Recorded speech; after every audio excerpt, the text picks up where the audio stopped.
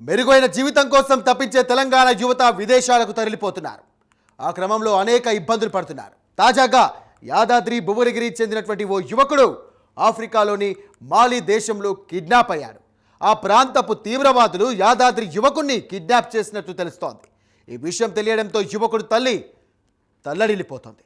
తన కొడుకు సురక్షితంగా తిరిగి రావాలని కోరుకుంటోంది. అధికారులు తమకు అండగా నిలవాలని ఆమె ఆకాంక్షిస్తోంది.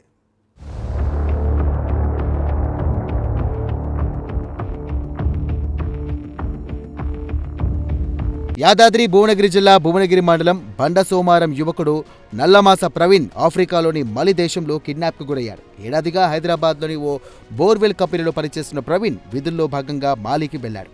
అక్కడ తీవ్రవాదులు కిడ్నాప్ చేసినట్టు తెలుస్తోంది.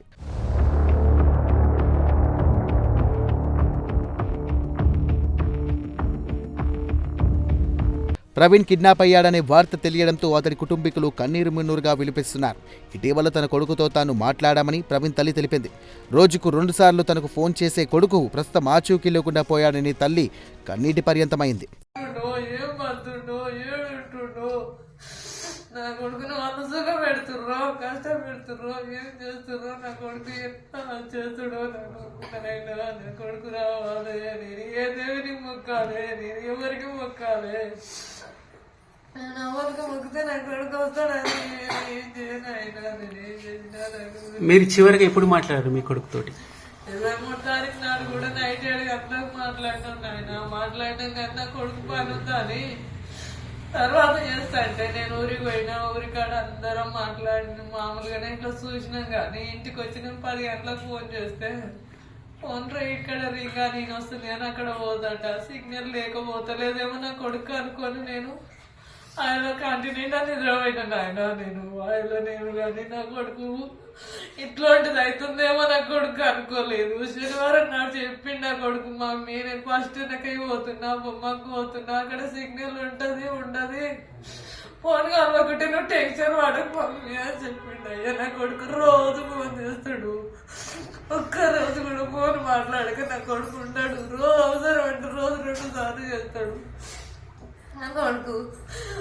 పని లేకుంటే ఆఫీసులో ఇప్పుడు 2 నెలల నుంచి ఆఫీసులో ఉంటే కూడా రోజు లేవగానే లేచిన మమ్మీ ఇప్పుడే లేచిన అని చేసేది. అయ్యా మనకు 12 అయితే నా కొడుకు 6:30 అయితే 6:30 7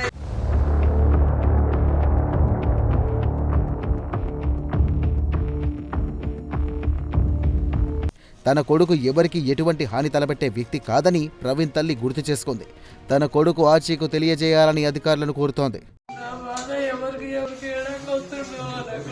ఏం బాధ అవుతుందో నా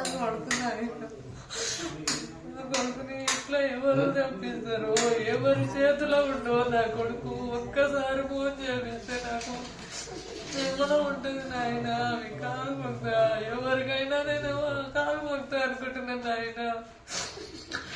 నచ్చేటోడు కాడు నా కొడుకు, ఎవరిని కూడా ఏమనేటోడు కాడు నా కొడుకు. కష్టం చేసుకొచ్చుకుంటాను పోయిండు. అయ్యా నేను ఎవరిని వద్దు అంటే 4 దిక్కులో తెలుస్తాయి, 4 గురించి అన్ని తెలుస్తాయి మమ్మీ. మనం ఈ బయటనే ఇంట్లోనే ఉంటే మనకి తెలియదని నా ముందు చెప్పిపోయిండు నా కొడుకు.